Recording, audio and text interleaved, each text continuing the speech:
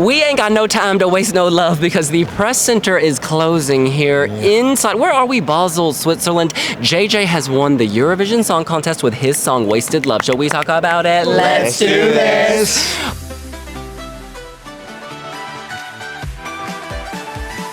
All right, looking quickly at the results, Austria was first with 436 points, and Israel was second with 357, so quite the margin there. JJ topped the jury results with 258 points over Switzerland on 214, and then in the televote, Israel won with 297, Estonia was second, JJ was down in fourth with 178. We are going to keep this focused on JJ.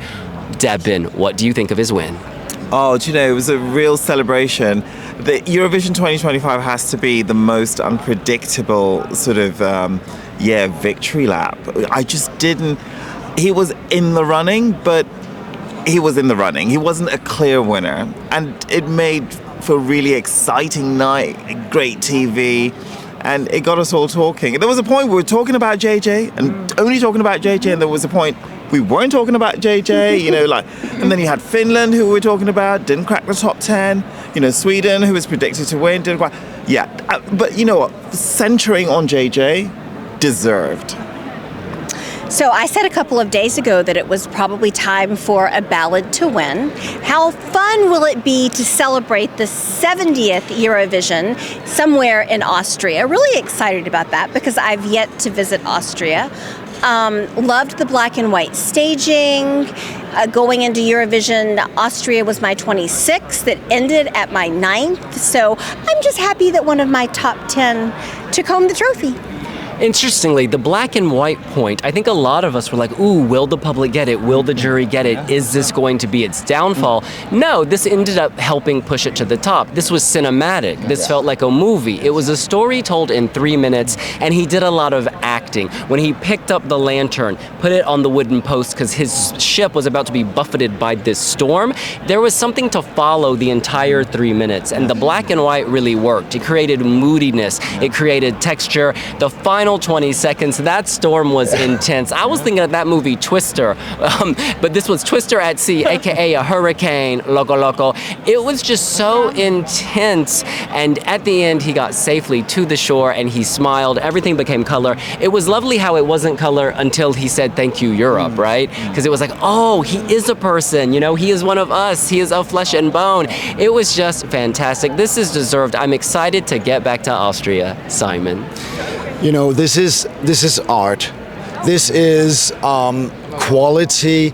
This is an artist who has worked so hard for this. I mean, he is a trained countertenor, yes, but to take that and then take it to the Eurovision stage, where it's not always received that well, when you bring classical art to the Eurovision stage, but the juries bought this, they bought his story, they bought his storytelling, and JJ is such a lovely person, so I couldn't wish this victory for anyone better than him.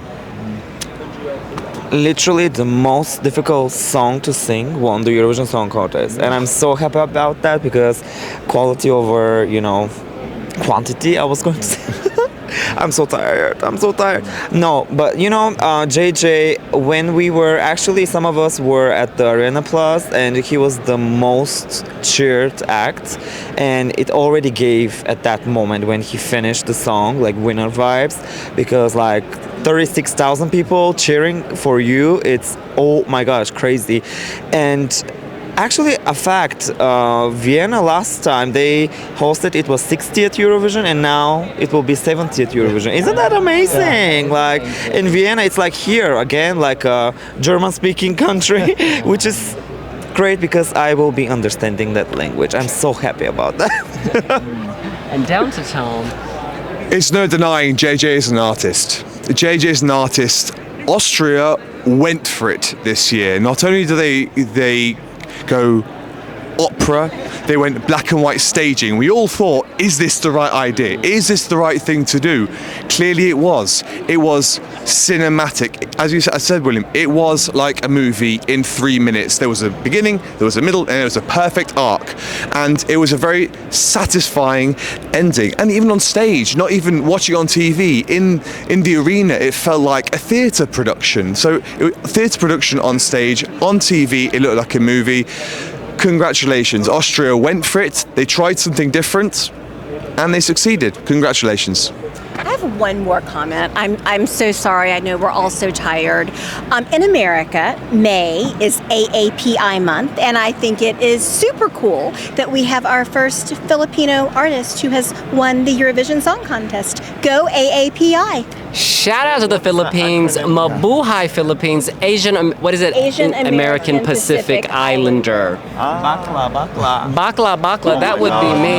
Yes, auntie. No. Oh my God. In any case, no risk, no reward. Austria took risks by choosing a opera star, and then they took risks with their staging, and now they have the reward.